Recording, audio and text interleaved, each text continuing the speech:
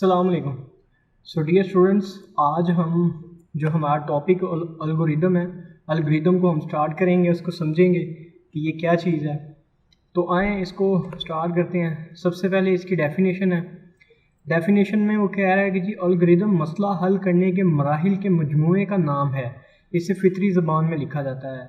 यानी कि उसके बात करने का मकसद ये है कि जो एल्गोरिदम है वो अगर कोई भी मसला है, उस मसले को जो हम हल कर रहे हैं, वो हल करने के अंदर जो हम स्टेप्स को फॉलो कर रहे हैं ना, वो एल्गोरिदम कहलाता है। अच्छा, यहाँ पे मैं आपको थोड़ा एग्जांपल से समझाता हूँ। एग्जांपल ये बुक में भी है, लेकिन यहाँ पे मैंने मज़ीद ज़रा क्लैरिटी में लिखा हुआ है इन चीज़ों को। कोई भी अगर मसला है, उस मसले को हल करने के लिए जो जो प्रोसेस, जो जो चीज़ें भी इस्तेमाल हो रही होंगी, वो एल्गोरिदम कहलाती हैं। मिसाल के तौर पे चाय बनानी है, अभी चाय बनी हुई है, अभी चाय बनानी है, यानी ये एक मसला है। इस मसले को हल कैसे करेंगे? केटली में पानी लें, यानी कि केटली में पानी लें, केटली को आग पे रखें, दूध चीनी उबलने का इंतज़ार करें, जैसे वो उबल जाए तो उसको आग से उतार लें। केटली को आपने आग से उतार लिया तो ये आपकी चाय बन गई है। तो ये देखें, मैंने बात की थी कि अगर आपके पास कोई मसला है, जब हमने डेफिनेशन पढ़ी है तो उसमें हमने कहा है कि मसले को हल करने के मराहिल का मजमूआ, के मसले को हल करने के मराहिल कौन से हैं? ये चाय बनाना एक मसला है और उसको हल करने के ये मराहिल है।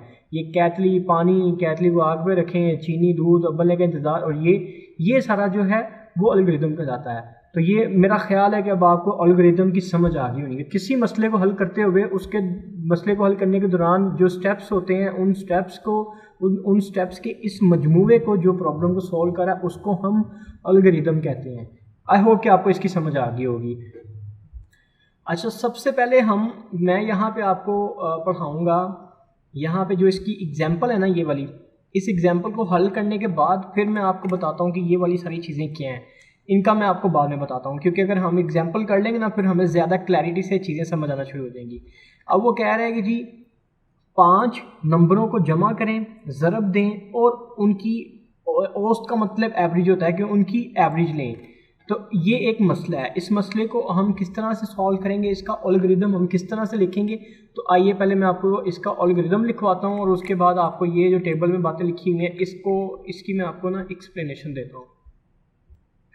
अब सबसे पहले 5 नंबरों को जमा करें, ज़रब दें और उनकी एवरेज मालूम करें। ये हमारे पास एक प्रॉब्लम है। अब इस प्रॉब्लम का एल्गोरिदम हमने लिखना है। एल्गोरिदम लिखने के बाद, जो एल्गोरिदम होता है ना, उसको लिखने के बाद फिर उसका एक कंप्यूटर सॉफ्टवेयर बनाया जाता है। तो आए इसका हम एल्गोरिदम लिखते हैं। यहाँ से हमने स्टार्ट किया। स्टार्ट करने के बाद यहाँ पे मैंने 5 नंबरों की इनपुट ले ली है। अगर मैं यहाँ पे देखता हूँ तो उसने कहा, सबसे पहले उसने कहा ये स्टार्ट है, यहाँ से स्टार्ट हो गया, यहाँ से यानी कि ये आगाज़ हो गया। आगाज़ के बाद वो कहता है 5 नंबर जो हैं वो हमने लेने हैं, N0, N1, N2, N3 और N4। तो मैंने यहाँ पे ये 5 नंबर ले लिए। अब जो यूज़र है वो आएगा, वो यहाँ पे आके अपने नंबर पुट करेगा। जब यूज़र आएगा वो इसकी जगह पे नंबर पुट कर देगा। उसके बाद ये और ये 3 प्रोसेस चलेंगे, यानी कि ये इनपुट हो रही है, ये हमारी इनपुट होएगी। इनपुट होने के बाद ये 3 प्रोसेसेस होंगे। प्रोसेसेस होने के बाद जो है वो हमारी जो आउटपुट है वो डिस्प्ले होएगी और हमारा जो सॉफ्टवेयर है वो हमारा क्लोज हो जाएगा। यूज़र आया, उसने यहाँ पे नंबर दिए। नंबर देने के बाद एक सम का फॉर्मूला लगेगा, वो इन सब को जमा कर देगा। जो भी यहाँ पे इनपुट यूज़र देगा उसका सम ये आ गया। एवरेज को करेगा, एवरेज का यहाँ पे प्रोसेस लगा होगा, वो सबको जमा करेगा। जमा करने के बाद जितना नंबर होगा उस नंबर पे तकसीम कर देगा, उसका एवरेज आ जाएगा। उसके बाद ये प्रोडक्ट लगेगा। प्रोडक्ट ये 5 जो डिजिट्स हैं ये आपस में मल्टीप्लाई होंगे और उसका आंसर प्रिंट हो जाएगा। ये आंसर इस तरह से जब प्रिंट होंगे, प्रिंट होने के बाद ये जो सॉफ्टवेयर है ये हमारा क्लोज हो जाएगा। आई होप कि आपको इस प्रोग्राम की समझ आ गई होनी है कि किस तरह से एक एल्गोरिदम स्टार्ट होता है। उसमें एल्गोरिदम में फिर इनपुट्स होते हैं। इनपुट्स के बाद एक प्रोसेस चलता है। प्रोसेस के बाद उस प्रोसेस का जो आंसर है वो डिस्प्ले हो जाता है और जो सॉफ्टवेयर है वो वहाँ पे क्लोज हो जाता है। तो आए इन बातों को देखते हैं। स्टार्ट, सबसे पहले वो स्टार्ट की बात कर रहा है। तो स्टार्ट का क्या मतलब है? स्टार्ट का मतलब है कि जहाँ से एल्गोरिदम स्टार्ट हो रहा है ना, इसका जो इब्तदाई पॉइंट है, इसका जो सबसे पहला नुक्ता आगाज़ है, उसको हम स्टार्ट कहते हैं। जैसे कि यहाँ पे ये देखें, यहाँ पे ये स्टार्ट हो रहा है। स्टार्ट के बाद फिर उसमें इनपुट है। इनपुट के अंदर क्या है? इनपुट के अंदर वो जो नंबर हम यूज़र को कह रहे हैं कि आप पुट करो या नंबर लिखो, वो हमारा इनपुट होता है। ये अलामत किसी यूज़र से इनपुट लेने के लिए इस्तेमाल होती है, जिसको बाद में कंप्यूटर की मेमोरी में महफूज किया जाता है। उसके बाद इसमें जो बात कर रहा है वो सेट की बात कर रहा है। सेट के अंदर आता है कि जैसे मिसाल के तौर पे अगर मैं यहाँ पे बात करता हूँ, यानी कि इसकी बात कर लेता हूँ, सम की बात कर लेता हूँ कि सम का एक वेरिएबल बना। वेरिएबल बनने के बाद जो इसकी कीमत यहाँ फ़र्ज़ करो इसकी कीमत है 2, बल्कि मैं आपको उसी एग्जाम्पल से समझा देता हूँ जो पेज पे है। अब ये देखो, ये जो सम है ना, ये एक वेरिएबल है। इस वेरिएबल के अंदर ये जाके स्टोर हुआ है, यानी कि ये जो सम एक वेरिएबल है, इसकी जो अमाउंट आ रही है वो 20 आ रही है। तो इस तरह से जब हम किसी वेरिएबल को बना के उसमें कोई चीज़ स्टोर करते हैं, इस चीज़ को हम सेट कहते हैं। यहाँ पे वो जो मुतगय्यर की बात कर रहा है वो वेरिएबल की ही बात कर रहा है कि ये किसी वेरिएबल को नाम देने के लिए इस्तेमाल होती है, किसी वेरिएबल की कीमत को चेंज करने के लिए इस्तेमाल होती है। उसके बाद इफ़ एल्स है। इफ़ एल्स का मैं आपको बता देता हूँ। अच्छा, इफ़ एल्स मैं आपको यहाँ पे नहीं बताता, यहाँ पे आपको ये समझ नहीं आएगी। इफ़ एल्स की एक एग्जांपल है एल्गोरिदम पढ़ते हुए ना, इसमें छठी एग्जांपल है, उसके अंदर ये यहाँ पे ना इफ़ एल्स की स्टेटमेंट यूज़ होएगी। तो यहाँ पे मैं आपको बता दूंगा कि इफ़ एल्स क्या है। अच्छा, उसके बाद इसमें आ रहा है एक गो टू। गो टू का मैं बस आपको इतना बताऊंगा कि फ़र्ज़ करो कि आपके पास ना दो प्रोग्राम्स हैं, एक प्रोग्राम ए है और एक प्रोग्राम बी है। ए प्रोग्राम को बी प्रोग्राम से लिंक करने के लिए या बी को ए से लिंक करने के लिए, यानी कि एक का कंट्रोल दूसरे के कंट्रोल में और पहले का कंट्रोल दूसरे के कंट्रोल में करने के लिए जो स्टेटमेंट यूज़ होती है ना, वो गो टू स्टेटमेंट है। तो इसमें सिर्फ आपको इतना ही समझना जरूरी है। उसने भी यही लिखा है कि इसका इस्तेमाल कंट्रोल को प्रोग्राम के एक हिस्से से दूसरे हिस्से में मुंतकिल करने के लिए किया जाता है।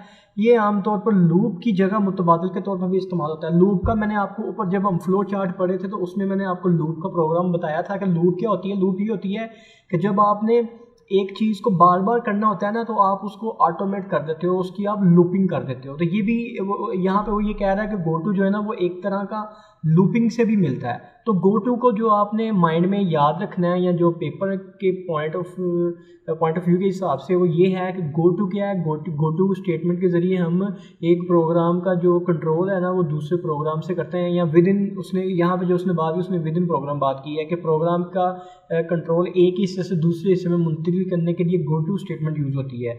उसके बाद इसमें आ रहा है आउटपुट। आउटपुट क्या है? आउटपुट क्या है? आउटपुट क्या है? आउटपुट ये है जो आउटपुट ये है कि जब ये प्रोसेस चल जाता है ना, तो उसके बाद ये जो 20 है वो हमारी आउटपुट प्रिंट होती है। ये 20 प्रिंट हो रहा है, इसका सम का ये 20 प्रिंट हो रहा है, एवरेज का ये 4 प्रिंट हो रहा है, और प्रोडक्ट का ये 256 प्रिंट हो रहा है। तो ये जो प्रोसेस होने के बाद, प्रोसेसिंग होने के बाद जो आउटपुट आ रही है, ये हमारा आउटपुट है। और आउटपुट के एंड के ऊपर जो स्टेटमेंट, आखिरी स्टेटमेंट उसने बताई हुई है, वो एंड की स्टेटमेंट है, यानी कि जहाँ पे हमारा एल्गोरिदम ख़त्म हो जाता है ना, उसको हम एंड स्टेटमेंट कहते हैं। तो यहाँ पे हमारी ये वाला जो टेबल है, वो मैंने आपको ब्रीफ कर दिया। इसमें सिर्फ एक चीज़ रहती है इफ़ एल्स की, वो मैंने आपको बता दिया कि वो जब हम उस 6 वाली एग्जाम्पल पर पहुँचेंगे ना, तो वहाँ पर मैं आपको इफ़ एल्स के बारे में बता दूँगा।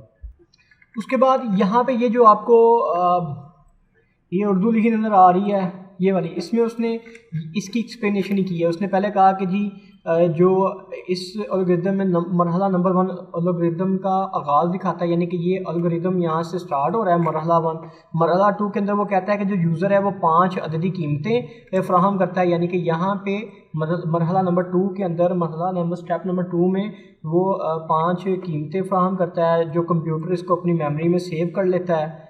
कंप्यूटर अपनी मेमोरी में सेव कर लेता है। N0, N1, N2, N3, N4 के अंदर वो जो मैंने वहाँ पे 4 4 4 2 2 लिखा है, वो इसके अंदर सेव हो जाता है। फिर उसके बाद क्या होता है? उसके बाद मरहला नंबर 3 में इनपुट कीमतों का खुलासा ज़ाहिर करता है और जमा के नाम से इसे कंप्यूटर मेमोरी में महफूज कर लेता है। यानी कि क्या होता है? ये होता है कि यहाँ उसके ऊपर ये जमा लगता है, और जमा के अंदर ये एक पूरा ये वाला एक प्रोसेस चलता है। ये प्रोसेस चलने के बाद जो उसके बाद मरहला नंबर 4 के अंदर वो जो उसने हिसाब किताब किया होगा, ये वाला सम वाला भी, ज़रब वाला भी, तकसीम वाला, उसको वो जो है इसका नतीजा जो है ना वो हमें शो करवा देगा। यही बातें उसने इसमें लिखी हुई हैं। उसके बाद आगे आ जाएं। उसके बाद इसमें है नंबर 2 वाली जो एग्जांपल है वो है, इसको हम देखते हैं। इसमें वो कहता है कि किसी हरकत करते हुए जिस्म का एक्सलेरेशन मालूम करना है जबकि इसकी कमियत यानी कि मैस और इस्तेमाल होने वाली कुव्वत फोर्स दी गई हो। यानी कि वो कहता है कि अगर फोर्स की कीमत भी दी है, मैस की कीमत भी दी है, तो इसका एक एल्गोरिदम बनाए। इसका एल्गोरिदम हम किस तरह से बनाएंगे, तो आइए बनाते हैं। जो स्टेप 1 है उसमें स्टार्ट आ जाएगा। स्टेप 2 के अंदर इनपुट लेनी है, यानी कि मैस की इनपुट आ गई 2, फोर्स की इनपुट आ गई 5। उसके बाद स्टेप 3 के अंदर ये प्रोसेस चलेगा। प्रोसेस में क्या होएगा कि acceleration is equal to force बटा मैस, यानी कि फोर्स बटा मैस इसका। उसके बाद फोर्स की जगह पे 5 आ जाएगा और मैस की जगह पे 2 आ जाएगा, यहाँ पे 2 आ जाएगा। उसके बाद जो स्टेप नंबर 4 है वहाँ पे ये आउटपुट डिस्प्ले करेगा। जब इसको इस पे तकसीम करेंगे तो इसका जो डिस्प्ले है वो 2.5, यानी कि इसका जो एक्सेलरेशन है वो 2.5 आ जाएगा। और यहाँ पे आके जो स्टेप 5 है ना, यहाँ पे आके इसका जो प्रोग्राम है वो एंड हो जाएगा। यहाँ से एल्गोरिदम स्टार्ट हुआ, यहाँ पे एल्गोरिदम एंड हुआ। सबसे पहले उसने इनपुट्स लिए हैं।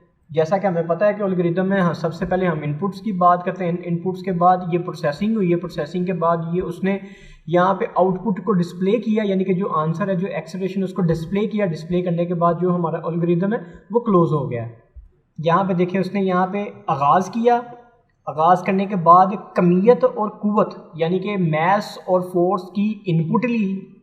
इसी तरह हमने वहाँ पे इनपुट ली थी। उसके बाद यहाँ पे जो है वो प्रोसेसिंग चलेगी। ये प्रोसेसिंग है। प्रोसेसिंग के अंदर फोर्स तकसीम हो जाएगी मैस के ऊपर और उसका जो आंसर होएगा वो यहाँ पे हमारा डिस्प्ले हो जाएगा। डिस्प्ले होने के बाद इख्तिताम हो जाएगा। यही चीज़ मैंने आपको वहाँ पे बताई है। उसके बाद इसमें आ जाए। इसमें जो तीसरी हमारे पास एग्जांपल है वो कहता है कि क्यूब का हुज्म मालूम कीजिए। क्यूब का हुज्म मालूम कीजिए। अब क्यूब का जो फॉर्मूला है उसके अंदर उसकी जो एक साइड का वो बताता है ना, उसकी एक साइड 3 साइड्स के बराबर होती हैं, यानी कि उसमें साइड 1, साइड 2, साइड 3, वो एक ही साइड बताएगा। वो 1 दफ़ा, 2 दफ़ा, 3 दफ़ा, यानी कि 3 साइड्स हैं, वो 3 दफ़ा आपस में मल्टीप्लाई होएगा। ये यानी कि उसका क्यूब का फॉर्मूला मालूम करने का तरीका है, यानी कि ये उसका फॉर्मूला है। आइए इसको मैं आपको उसी तरह से बताता हूँ कि ये किस तरह से स्टार्ट होएगा और किस तरह से ये एंड पे जाएगा। तो इसको मैं आपको बता देता हूँ कि आपने इसका किस तरह से एल्गोरिदम लिखना है। इसमें ये सबसे पहले यहाँ से आगाज़ हो रहा है। आगाज़ के बाद ये कोई एक साइड की आप इसमें वो इनपुट देगा। वो इनपुट 3 दफ़ा आपस में ज़रब होगी और जो उसका आंसर होएगा वो यहाँ पे, यानी कि उसका जो वॉल्यूम है वो यहाँ पे प्रिंट होएगा और वो एंड हो जाएगा। आइए मैं आपको दिखाता हूँ। यहाँ पे देखें, यहाँ पे ये एल्गोरिदम स्टार्ट हुआ है। स्टार्ट होने के बाद यहाँ पे एक इनपुट देनी है, 2 की इनपुट दी है। यहाँ पे ये प्रोसेसिंग होगा, 2 से ज़रब होएगा, फिर जो उसका आंसर होएगा 2 से ज़रब होएगा, 2 को किया 4 हो गया, 4 को 2 से किया 8। यहाँ पे ये प्रिंट होएगा और यहाँ पे ये प्रोग्राम एंड हो जाएगा। यही चीज़ हमने उधर देखी है। उसके बाद आ जाएँ आगे। इसमें वो कह रहा है कि जी मुतवाज़िल अज़ला का रकबा तलाश करें। यहाँ से आगाज़ हुआ। आगाज़ होने के बाद आपने इनपुट लेनी है, एक उसकी बेस लेनी है और एक उसकी हाइट लेनी है, यानी कि एक उसकी हाइट है, एक उसकी विड्थ है। उसके बाद यहाँ पे प्रोसेसिंग होएगी। प्रोसेसिंग में हाइट विड्थ आपस में मल्टीप्लाई होएगा और वो जो मल्टीप्लाई होएगा उसका जो आंसर आएगा वो यहाँ पे स्क्रीन पे प्रिंट हो जाएगा और ये यहाँ पे इख्तितामिया हो जाएगा इस एल्गोरिदम का। आए इसको भी मैं आपको बताता हूँ। यहाँ पे एल्गोरिदम स्टार्ट हुआ। यहाँ पे इसने इनपुट लेनी है। फ़र्ज़ करें हाइट की इनपुट ली 4, विड्थ की इनपुट ली 4। यहाँ पे प्रोसेसिंग होएगी, 4 से ज़रब हो जाएगा और यहाँ पे जो इसका प्रिंट है वो आ जाएगा स्क्रीन पे 16 और यहाँ पे ये एल्गोरिदम आपका एंड हो जाएगा। उसके बाद वो कह रहा है कि जी दिए गए 3 नंबरों में से बड़ा नंबर मालूम कीजिए। तो आइए जी देखते हैं इसको किस तरह करना है। यहाँ से ये आपका एल्गोरिदम स्टार्ट हुआ। स्टार्ट होने के बाद यहाँ पे आपने इनपुट लेनी है। इनपुट के अंदर आपने N2, N1, N0 3 नंबर आपने इनपुट ले लिए, 1, 2, 3। यहाँ पे जो आपका ये आपका जो N0 है ना, N0 को आपने इक्वल टू कर दिया लार्ज, यानी कि जो N2 है लार्ज के अंदर जो n2 नंबर है ना वो इसमें स्टोर हो गया, यानी कि उसका नाम अब लार्ज हो गया कि लार्ज के अंदर जो नंबर आ रहा है ना वो n2 आ रहा है। अब अगर मैं क्या करूँगा, अगर मैं कहता हूँ कि n1 यानी कि ये जो n1 है अगर ये ग्रेटर देन लार्ज है, लार्ज का मतलब है कि n0, यानी कि अगर n1 ग्रेटर देन लार्ज है तो यहाँ पे प्रिंट करवा दो n1। अब यहाँ पे देखो ये एक कंडीशन है, अगर तो ये कंडीशन ट्रू होएगी यानी कि अगर n1 वाकई ही लार्ज से बड़ा होएगा तो यहाँ पे n1 प्रिंट हो जाएगा। उसके बाद यानी कि ये इक्वेशन अगर ट्रू, यानी कि ये बात अगर ट्रू होगी ये वाली कि अगर n1 ग्रेटर देन लार्ज है तो यहाँ पे प्रिंट होके n1 आ जाएगा। मिसाल के तौर पे यहाँ पे मैं आपको बताता हूँ, ये देखो यहाँ पे मैंने नंबर लिख लिए हैं। मैंने कहा कि जी जो n0 है वो 10 है और जो n1 है वो 15 है। अब मैं क्या करूँगा, मैं करूँगा इफ़ अगर 15 यानी कि ये जो मेरा n2 है अगर ये ग्रेटर देन, अगर ये n1 मेरा ग्रेटर देन n0 हो, अगर ये मेरा ग्रेटर देन n0 हो, यहाँ पे भी यही बात की कि अगर मेरा ये n1 यानी कि ये n1 यानी कि ये n1 यानी कि ये 15 अगर ये ग्रेटर देन 10 हो, अगर ये ग्रेटर देन 10 हो तो यहाँ पे वैल्यू आ जाए n1 की कि जो ग्रेटर है उसकी वैल्यू आ जाए। तो अब ये जो 15 है ये 10 से बड़ा है तो ये वाकई बड़ा है, तो ये हमारी जो कंडीशन है वो ट्रू हो गई है। तो अगर ये हमारी कंडीशन ट्रू हो रही है तो यहाँ पे जो प्रिंट आएगा वो 15 का आएगा। तो यही बात उसने यहाँ पे की है। उसके बाद वो दूसरी बात करता है कि अगर n2, अगर ये वाला n2 अगर बड़ा है ये n0 यानी कि लार्ज से तो यहाँ पे n2 प्रिंट करवा दो। अगर तो ये स्टेटमेंट पूरी होएगी तो ये प्रिंट हो जाएगा, अगर ये स्टेटमेंट पूरी नहीं होएगी तो प्रिंट नहीं होएगा। आइए मैं आपको इसको ना मज़ीद एक्सप्लेन करता हूँ एक्सेल के अंदर। अब ये देखिएगा यहाँ पे दो नंबर है मेरे पास, एक n1 है, n1 15 है, दूसरा n0 है वो 10 है।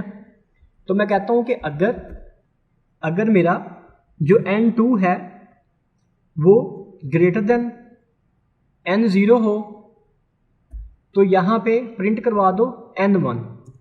अब ये देखो उसने n1 प्रिंट करवा दिया है। अब हो क्या रहा है, हो ये रहा है कि ये जो स्टेटमेंट मैंने लगाई है स्टेटमेंट में मैंने लिखा है कि अगर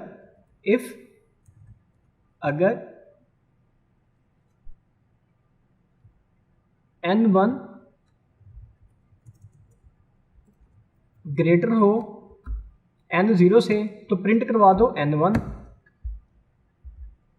अब ये देखो ये जो मेरा n1 है वो n0 से बड़ा है।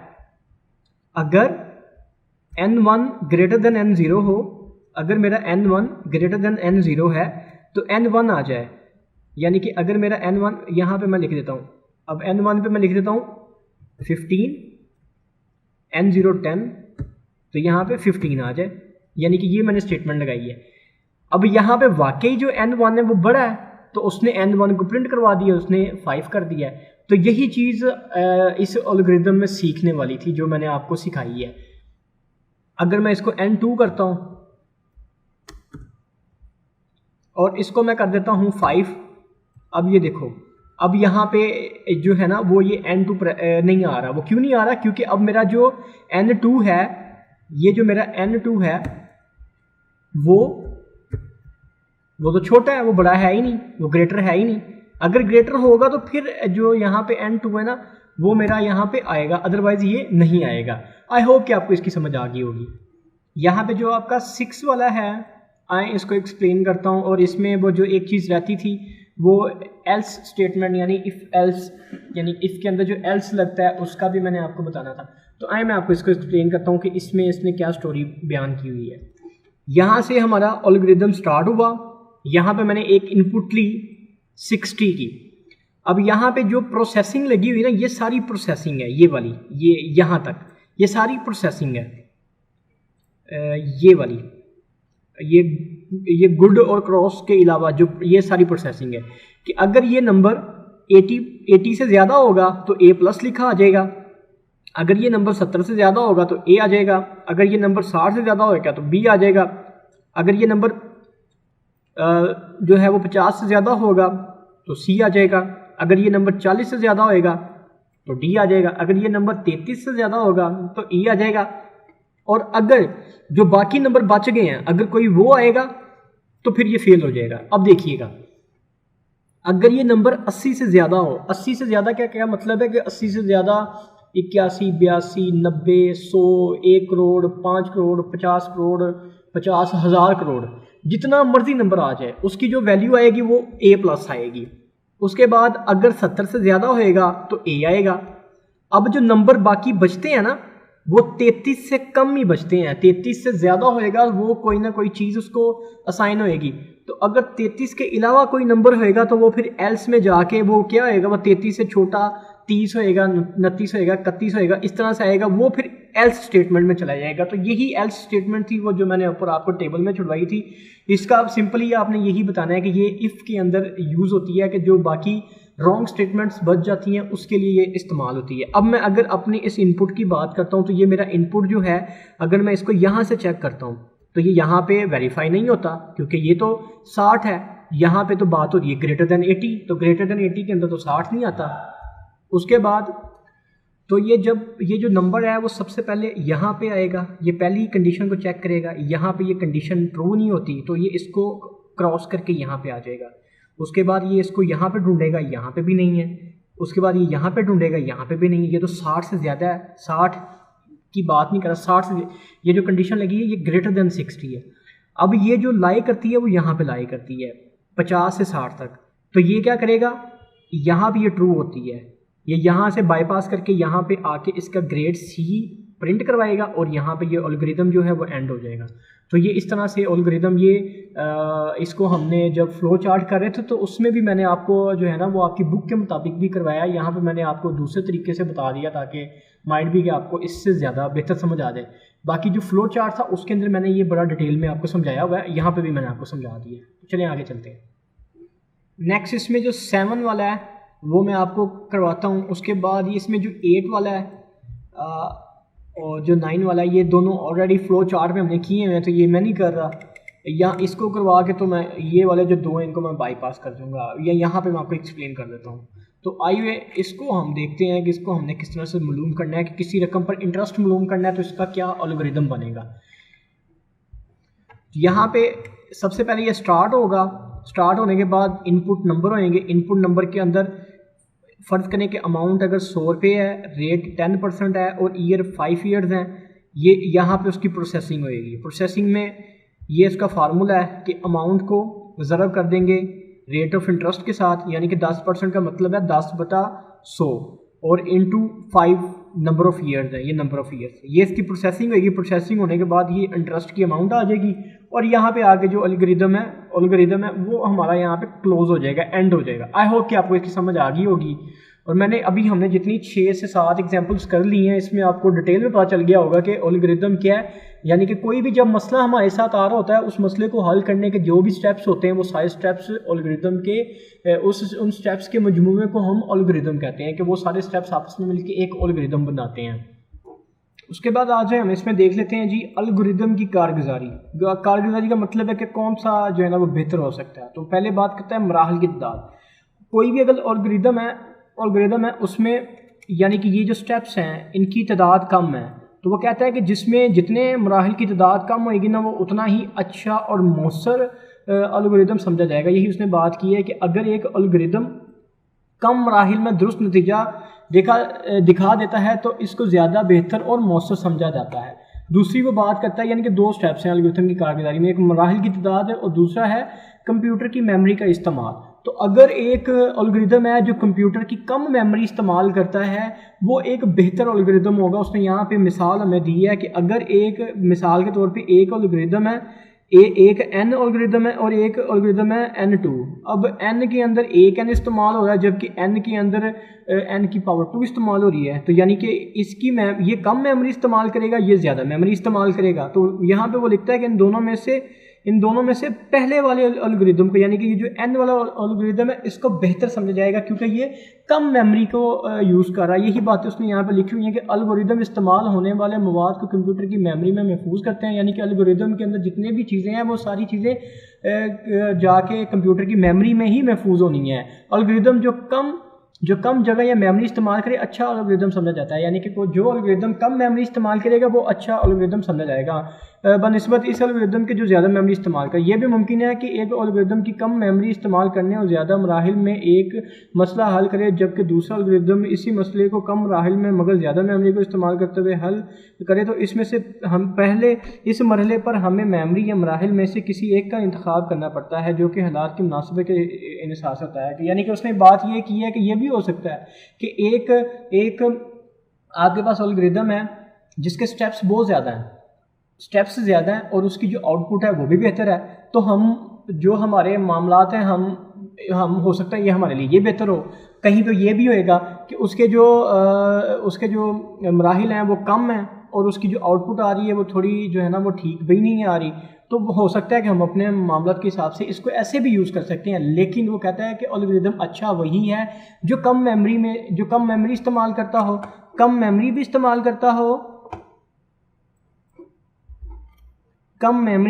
करता हो और उसके मराहिल की तादाद भी कम हो। ये दोनों चीज़ें जिसमें होएगी वो बेहतरीन एल्गोरिदम होएगा। अब वो यहाँ पे बात कर रहा है कि मिसाल के तौर पे 1 से लेके 99 तक अदाद को जमा करें, यानी कि 1 से लेके जो 99 तक के अदाद है ना, इनको आपने क्या करना है, इनको आपने जमा करना है। अब इसका हल क्या है? इसका हल ये हो सकता है कि मुख्तलिफ ज़हनों में इस मसले के मुख्तलिफ हल आ सकते हैं। एक हल ये भी हो सकता है कि शुरू से आखिर तक नंबरों को जमा करते जाएं, और दूसरा हल ये भी हो सकता है कि आप जोड़े बनाएं। जोड़े आप इस तरह से बना सकते हैं। अब यानी कि वो क्या करता है, वो आपको ये स्मार्ट सोल्यूशन दे रहा है। ये वाला एक फार्मूला, मैथमेटिक्स का एक फार्मूला है, उसके मुताबिक वो कहता है कि जो ये वाला इसका हल है ना वो सबसे बेहतर होगा। इसमें जो n है वो जो ये जोड़ा बनेगा ना उसके अंदर जो लास्ट ये वाली है वो हमारा n होएगा। अगर मैं इसको लेके इसके हिसाब से इसकी सोल्यूशन करता हूँ तो ये n की जगह पे आ जाएगा 99, क्योंकि उसने कहा है कि जोड़े में जो दूसरे वाला है उसको हम कहेंगे, ठीक है। तो 99 इंटू 99 प्लस 1 डिवाइडेड बाय 2, तो इसका जो सम आएगा, इनका जो सम आएगा ना वो आएगा, इनका जो सम आएगा मेरे पास ये 99 प्लस 1 जो है ये हो जाएगा 100। इसको मल्टीप्लाई कर दूंगा मैं 99 के साथ और इसको तकसीम कर दूंगा मैं 2 के ऊपर, तो इनका जो सम है वो 4950, यानी कि 4950 जो है ना वो इनका सम आएगा। यानी कि 1 से लेके 99 के दरमियान में जितने डिजिट्स आ रहे हैं उनका सम ये आएगा। तो इसका जो सबसे बेस्ट एल्गोरिदम होएगा वो ये वाला होएगा कि आप सबसे पहले स्टार्ट करने के बाद आप नंबर इनपुट करवाएं, नंबर इनपुट करने के बाद इसके अंदर वो प्रोसेसिंग होने के बाद जो उसका आंसर है वो प्रिंट हो और वहाँ पे जाके हमारा जो एल्गोरिदम है वो एंड हो जाए। तो ये इसमें यहाँ तक हमने इसको रीड कर लिया, पढ़ लिया, समझ लिया है। नेक्स्ट जो है ना वो फिर हम एल्गोरिदम और फ्लो चार्ट में फ़र्क इसको कंप्लीट करेंगे, और बाकी जो हमारा लास्ट वाला डाटा टेस्टिंग वाला है उसको भी हम कोशिश करते हैं कि उसको भी जल्दी से जल्दी ख़त्म करें। तो बाकी काफ़ी सारे टॉपिक्स हमने इसमें कर लिए हुए हैं। आपसे बस यही रिक्वेस्ट है कि चैनल को सब्सक्राइब कर दें और कमेंट सेक्शन में मुझे अपनी राय से भी जो है ना वाकिफ़ रखा करें। कोई चीज़ की समझ नहीं आती तो पूछ लिया करें। और दूसरा ये है कि अपने क्लास फेलोज़ के साथ भी इन लिंक्स को शेयर किया करें ताकि उनको भी इनका फ़ायदा होए। तो चलें फिर आगे जो है ना वो एल्गोरिदम और फ्लो चार्ट में फ़र्क पड़ेंगे, और फिर उसके बाद जो डाटा टेस्टिंग वाला ना उसको कंप्लीट करके इस चैप्टर को हम ख़त्म करेंगे। तो ठीक है फिर, अल्लाह हाफ़िज़।